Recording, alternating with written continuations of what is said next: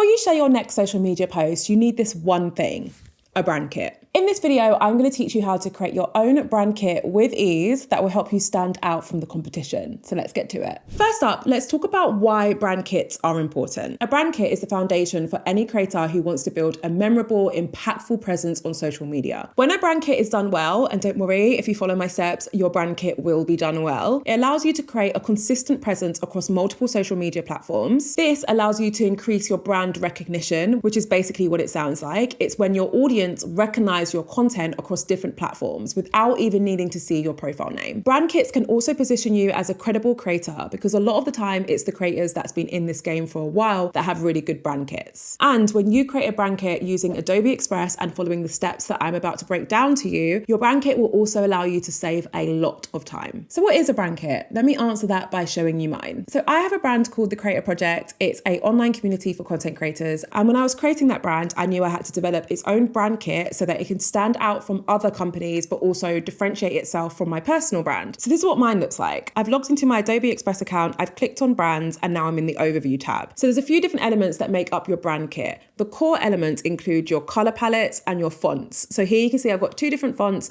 I've got the font for my header and then the fonts for the body, which is the main chunk of text that you might see in my newsletters or my website. I've then also got a suite of logos. I've got some templates from Adobe Express's library that I use regularly. And also I have additional assets that I use in different content that I create as well. So let's talk about how you can use Adobe Express to create your own brand kit. So first you're going to log into your Adobe Express account. You're going to click on brands and then you're going to click on create a brand. Give this brand a name. I'm going to call it test so that I don't get confused and accidentally use it in the future. And then from there, we can start to build out your brand. So if we make our way through the different tabs, the first one is logos. If you don't already have your own logo, Adobe Express has a whole suite of different logo templates that you can choose from. If we head over to the colors section, this one's my favorite part. This is where you can pick your own color palette for your brand. Do not underestimate how important this is. Your colors are one of the main things that allow people to recognize your brand and your content across different platforms. So Adobe Express makes this process really easy. You can click on add colors. So you can either click on color swatch, and this is a great option for anyone who already has their brand colors because you can click on custom. You can enter the codes, either a hex or RGB, and that will allow you to get the exact colors that you want and add it to your color palette. Or if you don't have your colors yet, you can click on swatches. It will give you some recommended colors. And if you click on more colors, you'll get a wider range to choose from as well. Now I'm going to add some colors by clicking on the add color palette option. I'm going to click on the plus sign and I'm actually going to go with the recommended palette that is added there because I like it. It's giving pastels, it's giving warm weather, which we do not get much of in England, but it's fine. Click add and just like that, you've got your color palette. You can even add multiple palettes and assign them as either primary or secondary palettes, but we're just going to go with just the one for now. And then there's fonts. You might already know which fonts you want, in which case you could search for them here. Or if you want to use your own fonts, you can upload them by hitting this button. I always recommend that you have at least a header font. So let's go with this one and I'm going to sign it. So it's my header font. This means that it's going to be used for all of my titles. And then you also want a body font. So if we click here and click on font, I'm going to go with this one.